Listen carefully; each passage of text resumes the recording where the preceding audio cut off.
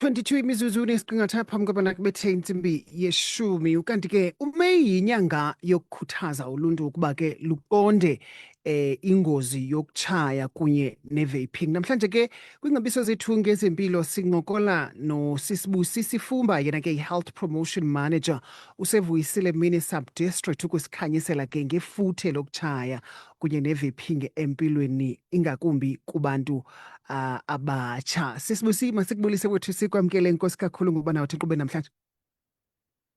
Ndiyabulisa Xhoma, ndiyabulisa nakubaphulaphuli, ndibulela nelithuba endikalona namhlanje. Siyabulela nathi wethu Sisibusi wethu ngokwenza ixesha nathi namhlanje. Sisibusi, uMeyi njengoba besenditshilo into yobana ke yenye yeenyanga ethi ibekelwe bucala ukufundisa abantu ngobungozi bokutshaya. Ukutshaya kuyingozi kangakanani na ebantwini? Enkosi Xhoma, ndiyabulela. Ndiyaphinda ndiyabulisa kubaphulaphuli bethu. Ukutshaya Xhoma yenye yengozi ekhuselekayo. It's a lead cause. But ke kakuhle ngoku. Ekhuselekayo, but njengoba kuyingozi ekhuselekayo iyababulala abantu elizweni lonke, and ke ngoku ingxaki yayo ibulala amalungu omzimba onke. Senditsho ayifani uba mhlawumbi kuthiwe enye into ebungozi ibulala ingqondo okanye kuthiwe ibulala imithambo. Yabona icuba, njengoba ukwazi uba ungalikhusela ubungozi becuba ngoba ungatshayi, it's a leading cause, yeyona nto ibulalayo kodwa ekwazi uba ingakhuseleka. Okay. Iyingozi kakhulu ukutshaya, njengoba ndisitsho uba libulala phantse onke amalungu akho omzimba xhosa, andoyikise bantu xa nditshoyo. Yeah. And ke ngoku kuthiwa xa ungumntu otshayayo wena ucutha ubomi bakho kangange-10 years kunomntu ongatshayiyo. Let's say uba bekuthiwa ngoku kushiyeka iminyaka elishumi xa sikunamhlanje, ungafana namhlanje kanti kufanele uba ufa 10 years to come ngenxa yoba wena ukhawulelana nokufa xa utshaya. Umsebenzi wenu Sisibusi as health promotion managers kukuya kwii-communities. Benditshilo ngoba sincokola about this topic, yiyo wandixelela into yobana namhlanje uzawuba kwesinye isikolo uyofundisa ngobungozi bokutshaya.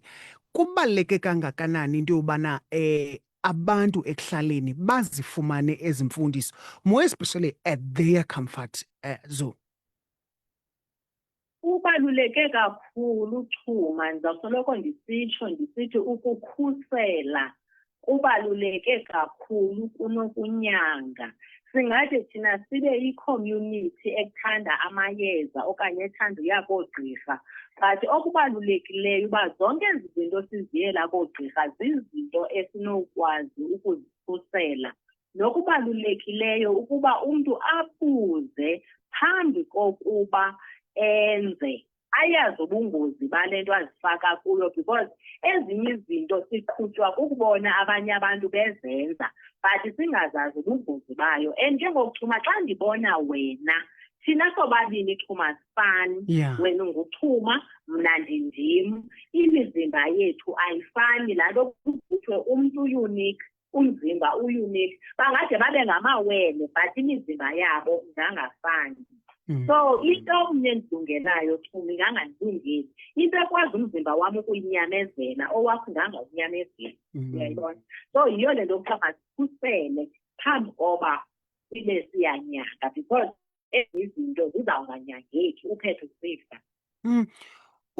Kubalulekile kodwa uyifumanise ukuba kwezi ndawo zethu abemakhayeni ethu okanye kwezi ndawo siya kuzo siyofundisa abantu bakhangelisha.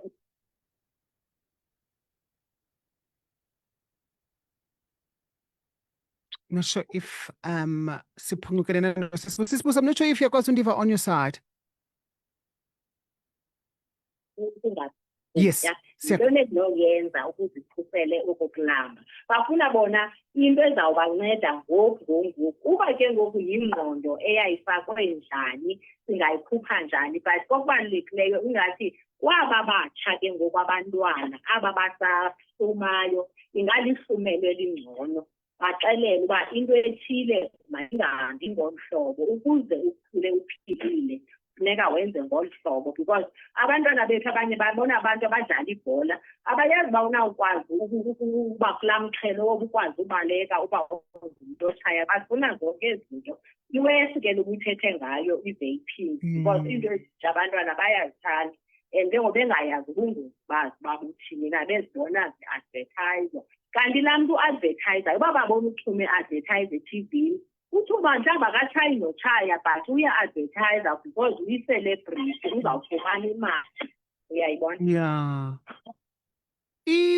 Ndifuna kanye singene kanye kwi-vaping Sisibusi ke sizame uchaphazela ubungozi bayo uthi sithina singabantu because uyafumaniseka into yobana uzawuthi umntu wayo xa ezithethelela athi hayi wethu akho drug apha but it's just that ngumsi okukhama down. I have a friend of mine andiyazi flavors enazo endlini yayo ye-vapors. I think she's now addicted to it. Into ye-vaping akasakwazi uhlala ngaphandle kwayo and kukho nee-hookah pipes eziselwayo kwezi ndawo ke abantu bahamba kuzo ebusuku. Ubungozi bayo in as much as bana kungekho drug phayana but ubungozi bayo bukangakanani bona? Xhuma ubani othe akukho drug phaya. Okay. Kaloku phaya Xhuma kwi-vaping la manzi lawa aphaya abila phaya andithi ufaka elantukeni uyaplaga laa nto yenziwe ngombane ubile la manzi aphaya. I-nicotine ikhona Xhuma phaya. Laa nto ayizo-flavors bakhathiwe abantwana bethu okanye bakhathiwe abantu bezwe bethu. Ikhona i-nicotine phaa and eyona ngxaki phaya yilaa nicotine le ibangela uba ahukeke asoloko ifuna. It's not mango. Imango ayi-addictive to i-strawberry as-addictive but there is nicotine phaya ezivapor. Uyandizwa Xhuma? Yes, ndiyakuva Sisibusi. Yes. Kukho i-nicotine phaya ezivapor ezawufika ihlale emiphungeni. Umahluko phaya si-smoke asikho but ubungozi bukhona as much as ba intshamos into ye-vaping. Yes. So i-research ayikazifumani zonke njengecuba and i-vaping yeyona izawuba nobungozi because e-South Africa it's not regulated than i-cigarettes. Otherwise ubungozi Xhuma bukhulu especially ebantwaneni because abantwana bezawuya besiya kwezaa flavors. Uyayibona? Inobungozi kakhulu because there is that nicotine iphaya i-addictayo zikhona nezinye ii-chemicals. So yona amahluko wayo ukungabikho kwesmoke kuba xa ndihlele ecaleni kwakho uvapor ndisenonga-affecteki njengecuba njengoba ndi-affecteka licuba because uba utshaya ecaleni kwam ndiyafumana nam ukugula ngoku mna ndingengumntu utshayayo. Laa nto kuthiwa yi-passive smoking. So i-vaping Xhuma masingathi yona ingcono ayikho ngcono because iya-addicta ngenxa yalaa nicotine and laa nicotine yabona abantwana ixesha elininzi ii-teenagers ezizenza laa nto i-peer pressure bafumanisa bayakhohlela banengxaki yezifuba. They can't breathe during i-sport because xa utshaya you cannot be a runner, you cannot be a sportsman xa ungumntu otshayayo. So laa vaping ilenzela ezo ngxaki. Mhlambi Sisibusi ndiyafuna sike singene sichaphazele i-long term effects zikabani xa eqhubeka etshaya. Zithini mhlambi zeziphi okanye izifo ezinokuthi zindichaphazele if ndiyamuntu otshayayo at a long run? You've mentioned into yobana if mhlambi xa ungumntu oqhubekayo otshayayo unciphisa iminyaka yakho yokusweleka nge-10 years. If ubuzawusweleka ngo-2026 uzawusweleka ngo-2020 ngo-2040 sweleka wena ngo-2030 because kaloku uyaqhubeka utshaya. Zeziphi mhlawumbi ezinye izifo ezinokuthi zibe ziyakuchaphazela xa ungumntu oqhubekayo nokutshaya?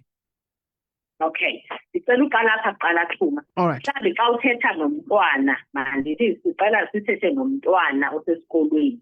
Uyabona xa ungumntana otshayayo kuqala, 1, uzawuba nomoya onukayo. Okay. Okwesibili, uzawuba namazinyo atyheli.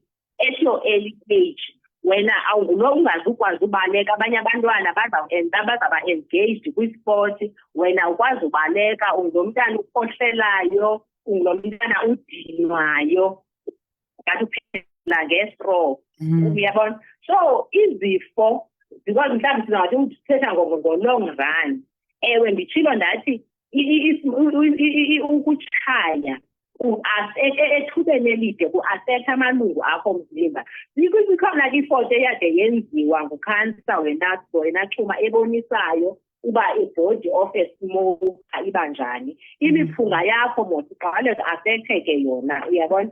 So ithi xa kuqhutyelekwa kuthiwa u-90% we-lung cancer death ulantuka i-smoking siyasenza u-90%. It is responsible. Kubantu abane-cancer, i-cancer yemiphunga, u-90% wezizathu kukutshaya Xhuma. I-cancer of the mouth, uyayibona ne?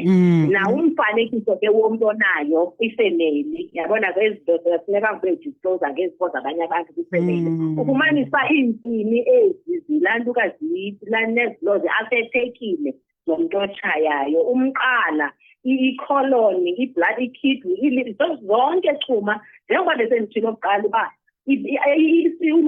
ilantuka ukutshaya ku-affecta, kuchaphazela phantse onke amalungu akho omzimba.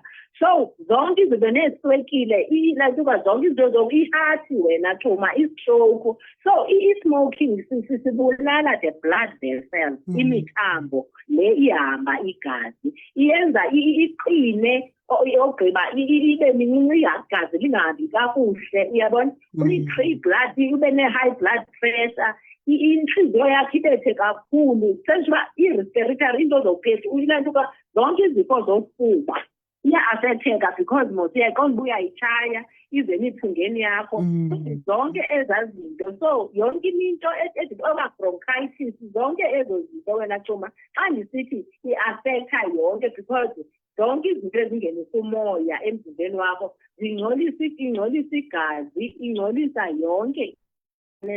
Kuthethwa ke ngo-type 2 diabetes. Uba wena mntu utshayayo ungano-type 2 diabetes than umntu ongatshayiyo. Ujonga Xhuma, oomama abatshayayo courage, utata otshayayo naye ange-infertile, uyabo? So i-affecta both oomama nootata. Athi selekhonsizile umama afumane i-miscarriage, athi utata utsho utata akazali, akwaziyo isizathu, but uba uyatshaya uboku ucinga uba yeyi mhlawumbi nokutshaya oku sentsho uba abantu bacebisana uba ukutshaya usacinga uba usezawuba ngumntu ongutata onekhaya lakhe.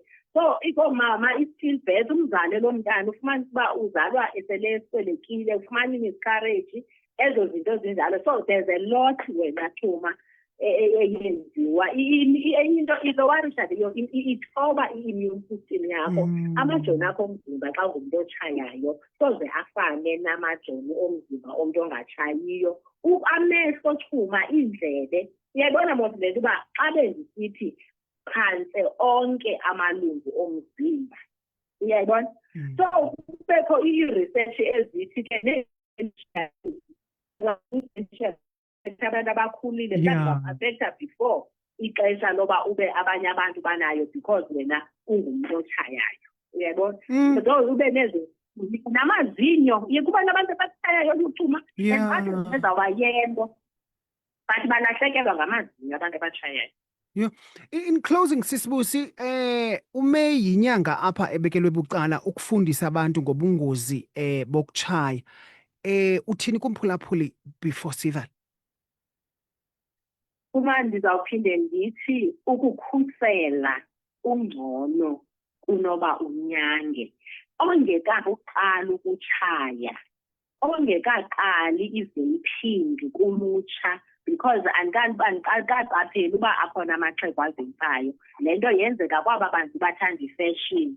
Into eza kukubulala suthengisa one ziduru ezi zinto ezi. Umzekelo icuba liduru. Xa unobala ungcono ube nemali yakho ozawuthenga ngayo ifowuni kuba uthanda ifowuni, athenge zonke izinto ezintle zirayithi kunoba uncame amazinyo akho uba abe yelo, umoya wakho. Akho mntu ukuthandayo ukuhlala eceleni komoya onuka kakubi.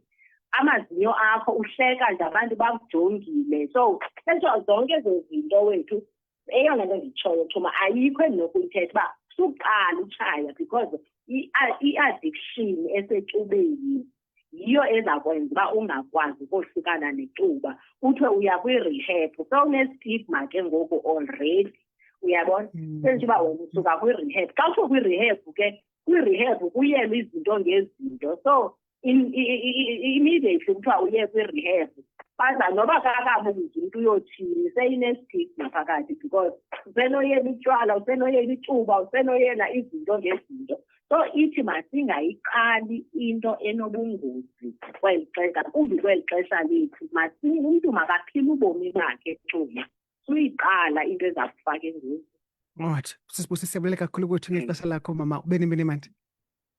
Enkosi Thuma, ndiyabulela ngexesha lakho. Right, that was Ubusi Sifumba. Yena ke, she is a health promotion manager useVuyisile Mini local municipality. Namhlanje ke besifundisa ke wethu Mphulaphuli ngobungozi bokutshaya.